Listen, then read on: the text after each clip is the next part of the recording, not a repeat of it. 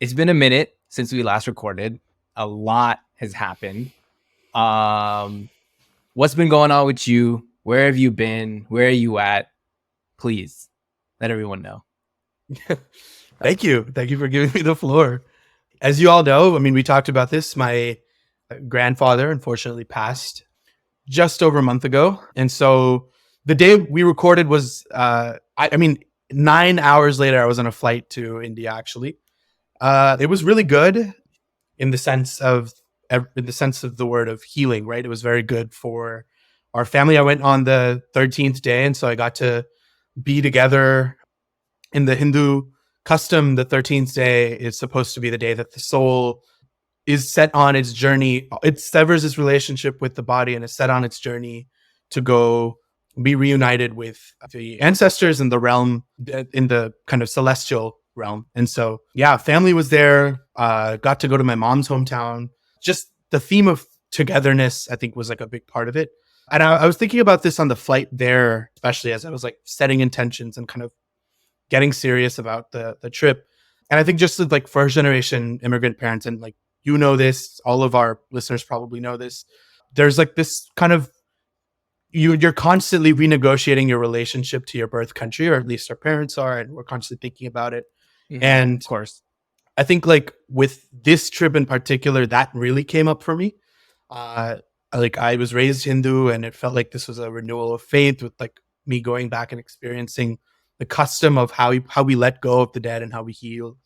And to be honest, felt like a bit of a calling, and I felt a bit of a responsibility to my own upbringing in Chennai. Like I felt like I needed to go back more often, and that was the way for me to like value those years as I grew up there, and like what I learned growing up there. And I really like this. I saw this. So someone had like posted this the other day on Twitter. In their bio, they were like, they had also grown up in India, but they said they grew up in Nagpur and came of age in Providence, Rhode Island. And I was like, I really like that, because that's kind of how I feel. Because when people ask me like, where are you from?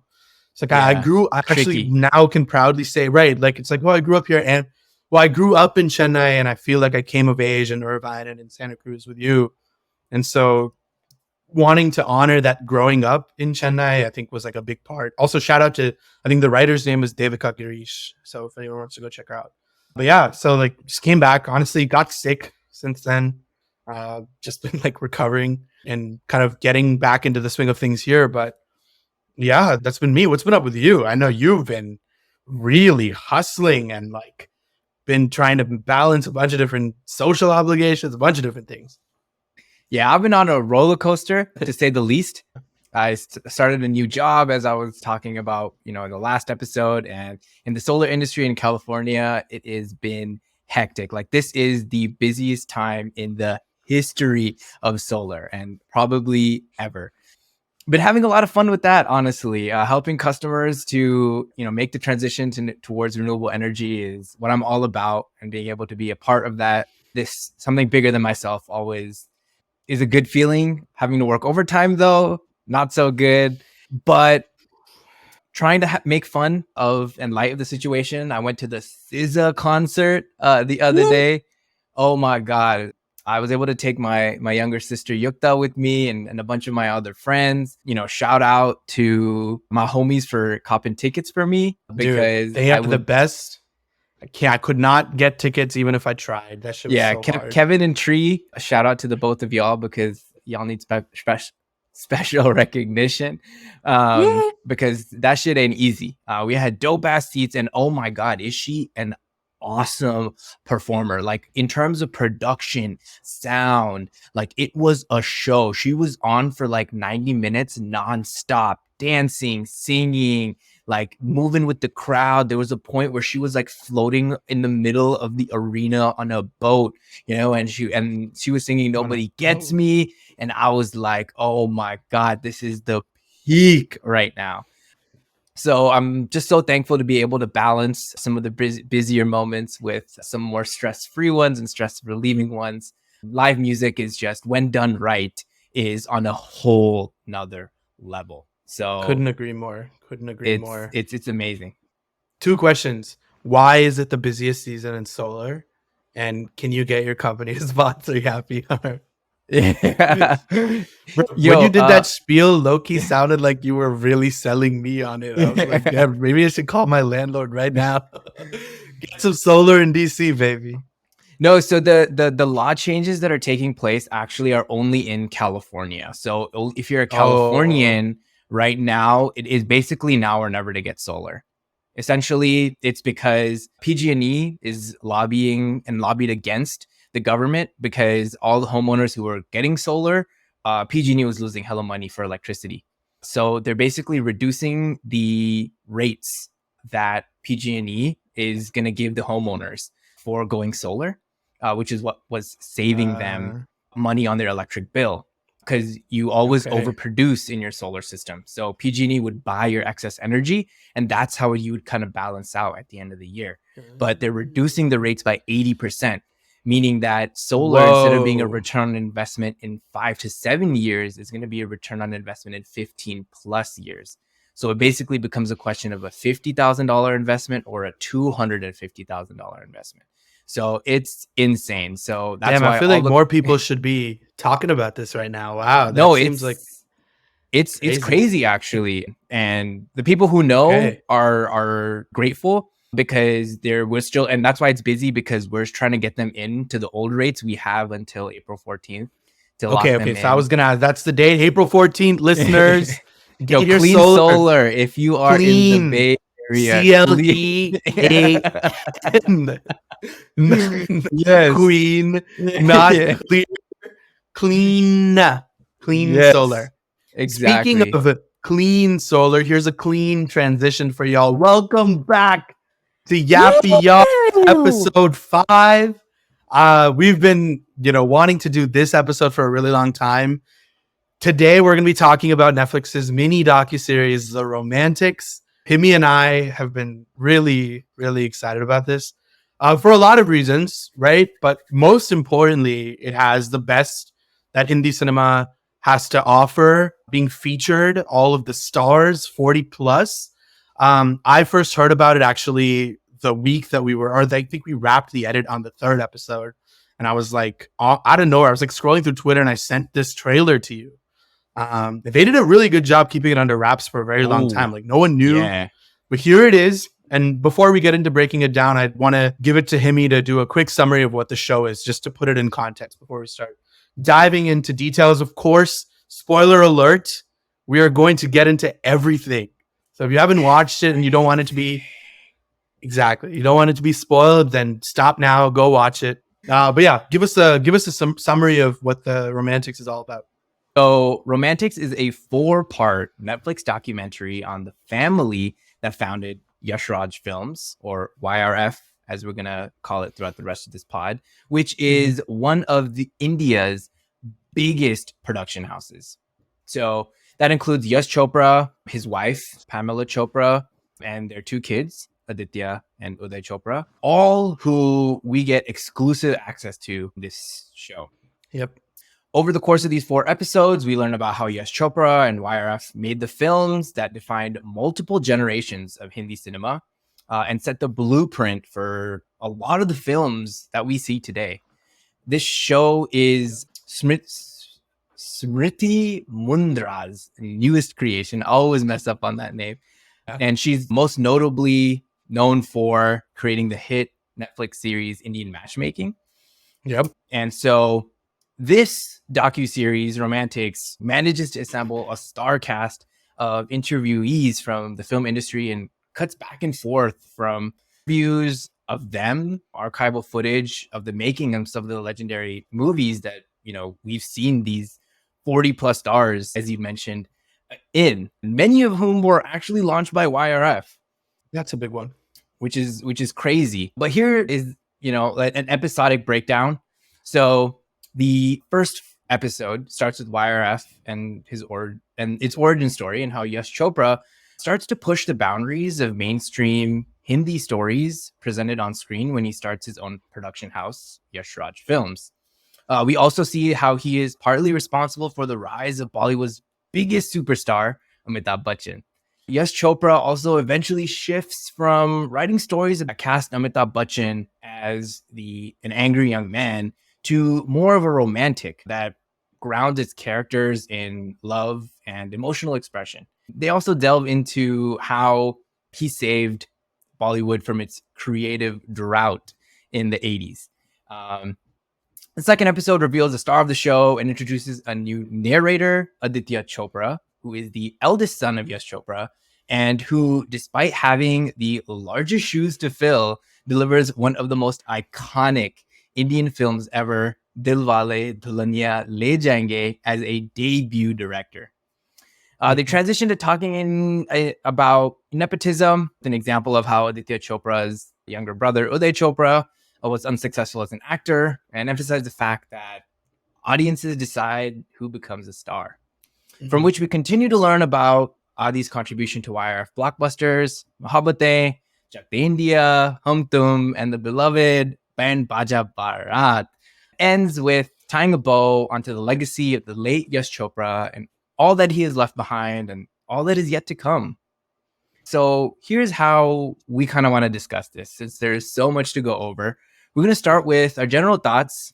What did we think? Transition to what we liked, what we thought worked, what we disliked, what we thought didn't work. So what did you think, Viggy? Whoa. Okay. So lots to like. First of all, great summary. So for actually those who didn't watch the show or didn't watch it as closely, hopefully that gave you some sense of like what this is about.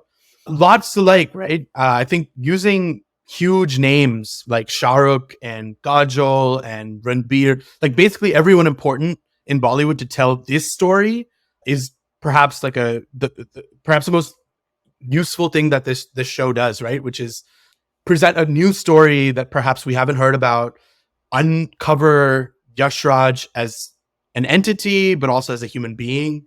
Yash Raj, like Naam To Suna Hoga, like he's huge, but we've never really understood the man that is Yash Raj. And I was really excited to learn about it. And I was really excited about the stars. It's why we do this pod. And you and I, when we saw the promos, we weren't even like, oh, it's about Yash. We actually weren't even talking about Yash Raj Loki because we were just like, Ranbir, like everyone important basically is in it from multiple generations. I think there's a lot to like about this show. What about you? Right. No, definitely. I thought it was fantastic. Like, it took me back to a wave of nostalgia like no other, right? And I think when you first sent me the trailer, I was, so surprised because we saw all these modern stars from the Hindi film industry getting interviewed and talking about this franchise.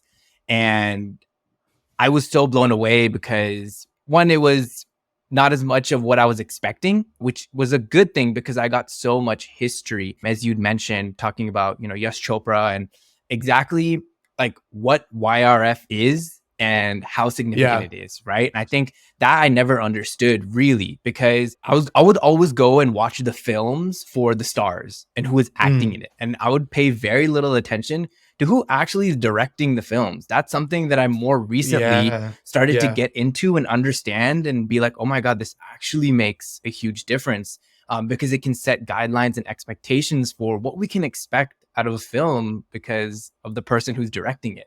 And that's what kind of, shed light to so much of the Bollywood films that I grew up watching. Like, I actually did not realize how big of an entity Aditya Chopra was. Right. And here they are creating an entire docuseries about him and his father's legacy and everything that they've created.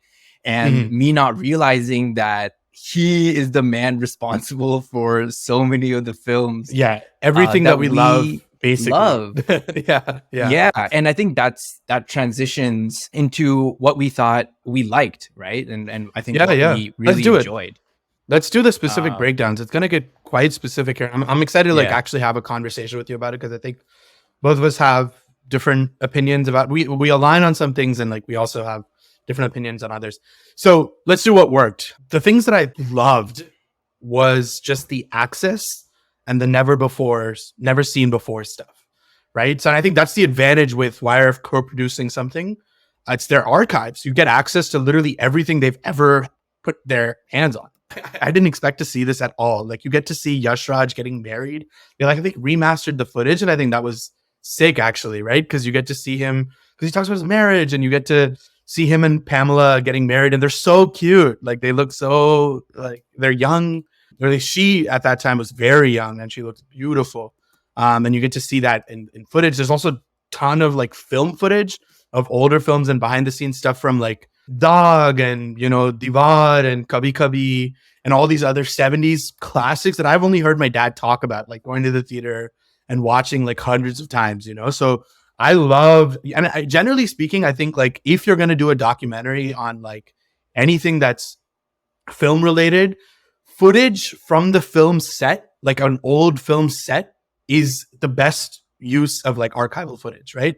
Yeah. Like if you're going to do an episode on like a documentary on a filmmaker, you get footage from the film set. Like that's especially from the 60s and 70s when video cameras weren't ubiquitous for a consumer.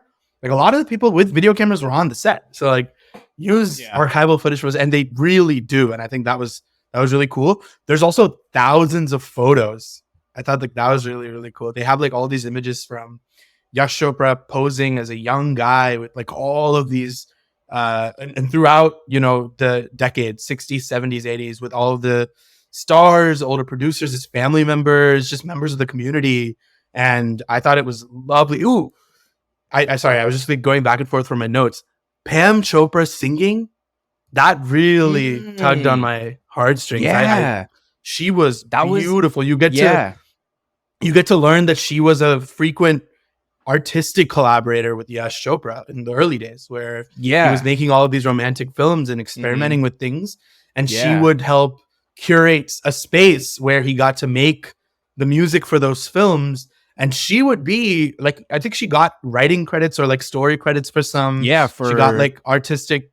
Yeah, she was a co-writer for one of the films that he produced, and it was so sick because they're interviewing her, right, and they're talking about as you mentioned, their marriage and nitty-gritty details. They both were interested in each other there at the first time. The first time she went to go see him, she didn't even like dress up, and she was just like, "Yeah, I'm just." She didn't like him. Yeah, I didn't like him. They also talked about after them getting married, that transitioned Yash Chopra to essentially fly out on his own wings and create Yash Raj films, because he was under his brother's kind of like shadow the entire time. B.R. Chopra. And after the marriage is really when he decided that, like, you know what, I think I'm ready for a change to start something on his own. And they even talk about how his stories had so much more of an importance for female characters and female roles in the way that it was written. And that all of that is accredited to Pamela. I mean, ahead of his time, truly, in a lot of ways, did not exist in the mainstream, and Yash Raj, credit to Yash Raj for that. I also did really love the history lesson, honestly, that we were getting. Like, I think for anybody that like loves Bollywood, their love comes from that 90s era, right? Like you talked about DDLJ, you talked about Kabhi Khushi Kabhi Gum, which is like early 2000s, like late 90s, early 2000s, but it starts with like DDLJ, I guess. And for us to learn that, and this is what I love about like a biographical docuseries, like they act kind of as a bridge between eras, right? Don't you think so? Like you learn that like everything that we have associations with, like these individual discrete things, suddenly have this through line of like, and actually that through line starts with Indian independence and this young man who comes out of the 50s with this creative vision for what stories to tell in an independent India. Like to think that like that is where the through line starts for a film like DDLJ that we grew to love. I think that's one of the coolest things that Romantics does. So yeah, like the archival stuff, the history lesson stuff is really, really great. And you really see like the building of the modern romance. Like you see that the romance of, and we'll be talking about Tu Jhuti and Makar at the end of this episode, which is the latest Ranbir Kapoor film. You see that the soul of that film and what it's driving home, the point that it's driving home, originates with something Yash Chopra kind of innovated into the story, the basics of a story romance in Indian cinema. Like I think that's really, really cool. And then I think also just that Yash Chopra's place, and I think his place, especially in Indian cinema history, like in cinema history in general, but Indian cinema history, as an important auteur, like this guy that that comes in and is making different films that are independent in a lot of ways until they go mainstream is at odds often with like our general understanding of Yash Chopra pre-romantics, which is like behemoth, DDLJ, like giant corporation that is YRF with the monopoly on indie cinema production, like that is at immediate odds. And I think like that is another really cool, not through line, but it's a really cool like juxtaposition of, oh, actually this man was an independent filmmaker. Yeah, it puts into context, right? How as you mentioned, the films that we literally, see today, the transition that they've made, right? And that's what's the most fascinating, part, as you'd mentioned that, India had just become independent when we really started making our own films.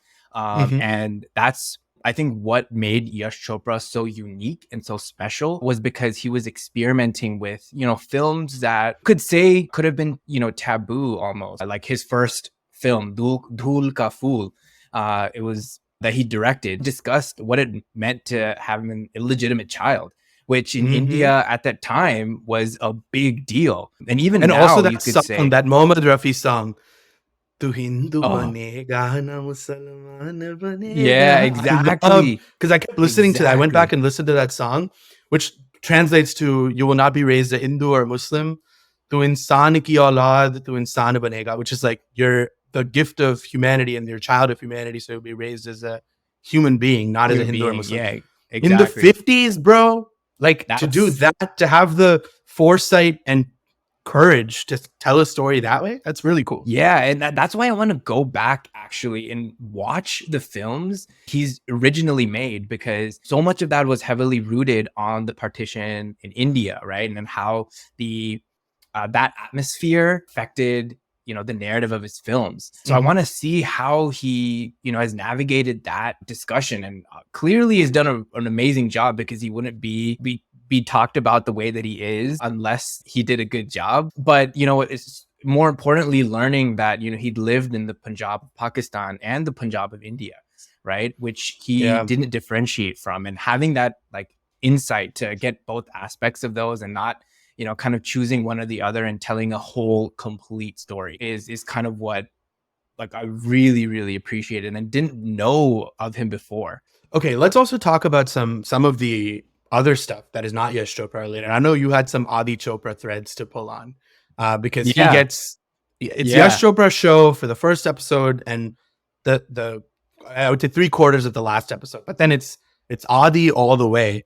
And I loved a lot of this stuff too.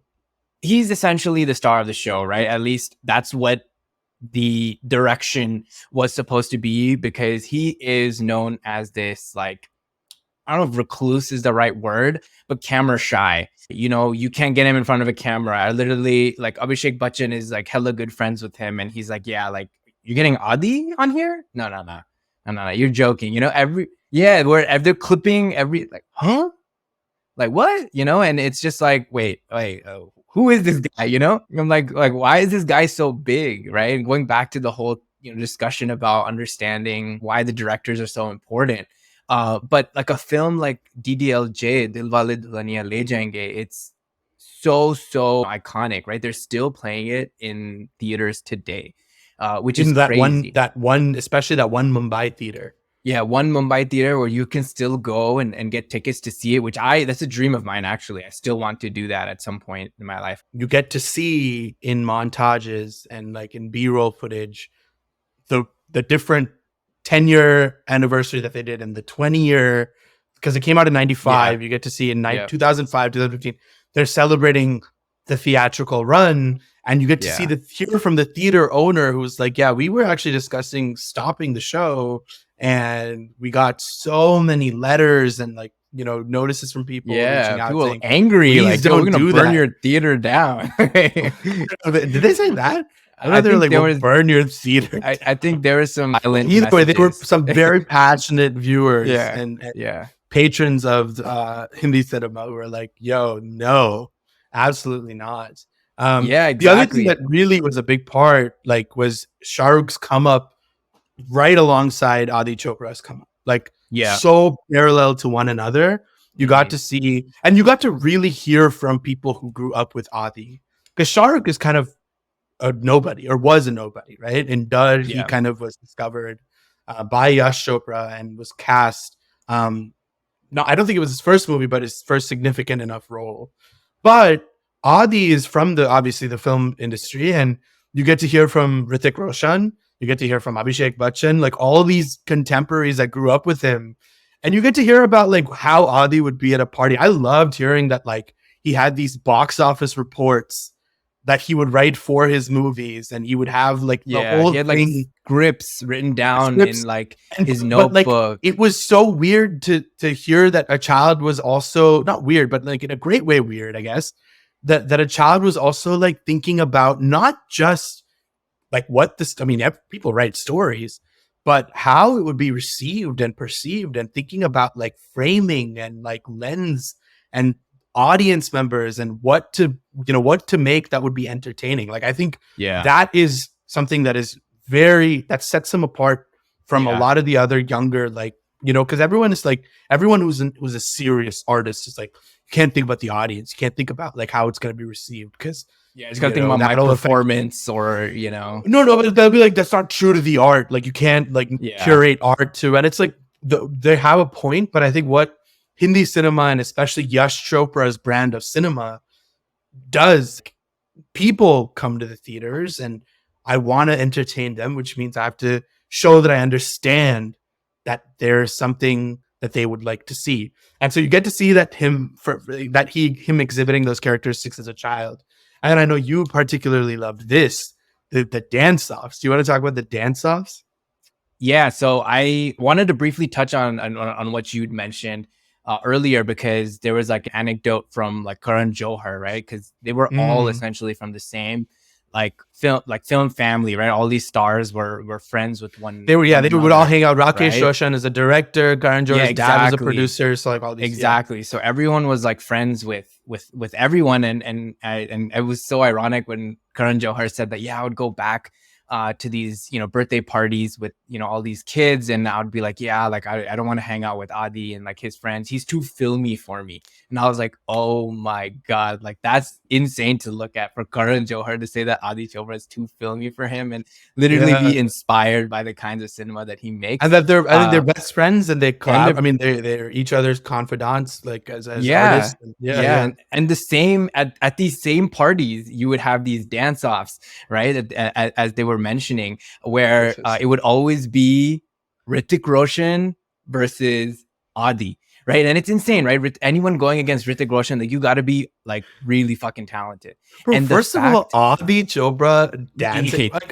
This guy, we're you gotta, if you haven't seen this guy, you go look him up right now, okay? And I wish that they had any footage of him dancing, because I don't believe it. I still don't believe it.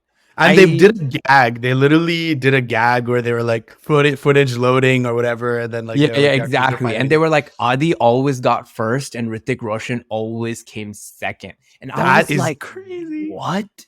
Are you kidding me? Someone beating Hrithik Roshan in like dancing? I mean, obviously Hrithik took the throne in the long run, so good for him, because maybe it's kids, but still. Exactly.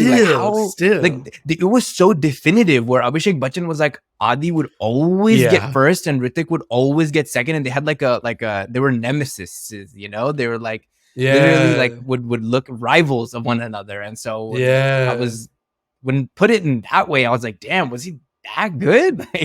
like what's going on here? So some more.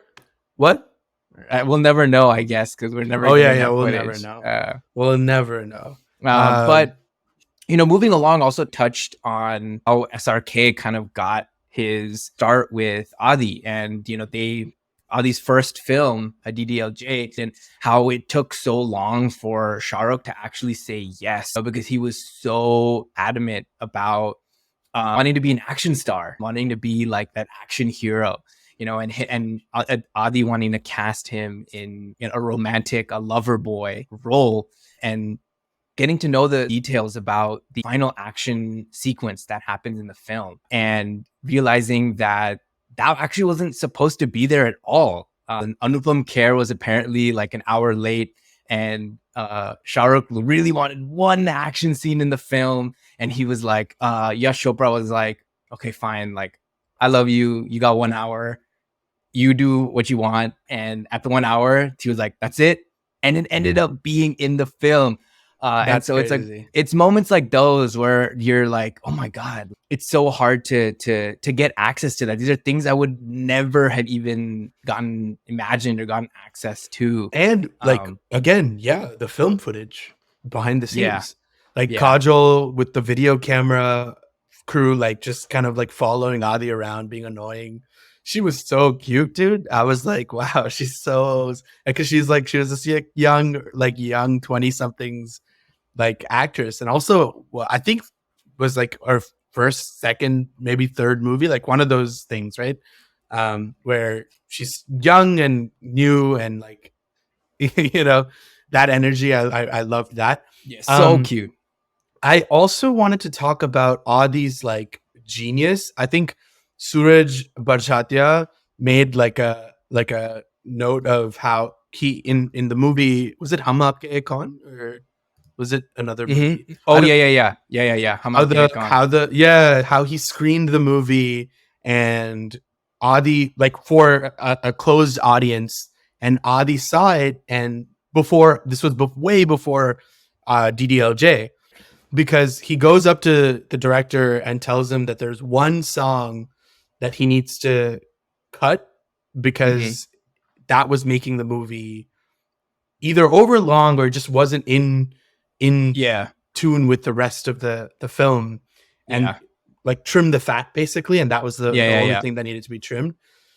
And he does, and the director goes, yeah, the film did wonders for the film, which then meant its success was attributed to this kid who hadn't like made anything. And then Suraj talks about how he was like, that's when I knew this guy was like a genius in some ways. And I think stories like that, I think, are really helpful, putting in context like who this person is. And, you know, obviously it's helpful hearing from like family members who are like, yeah, I saw, like, here's a child like making box office reports or dance offs, whatever. But to hear him make a film decision and then that actually pay off before he had done anything, like, I think that's so, I mean, it tells you the story of genius in a different way. And I think that's super cool. Yep.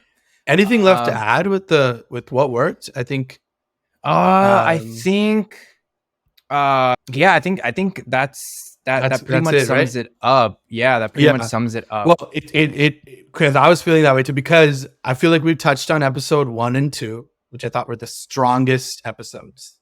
And then 3 and 4 were a little bit more difficult to watch for me. Thanks for tuning into part 1 of our latest episode on Netflix's The Romantics.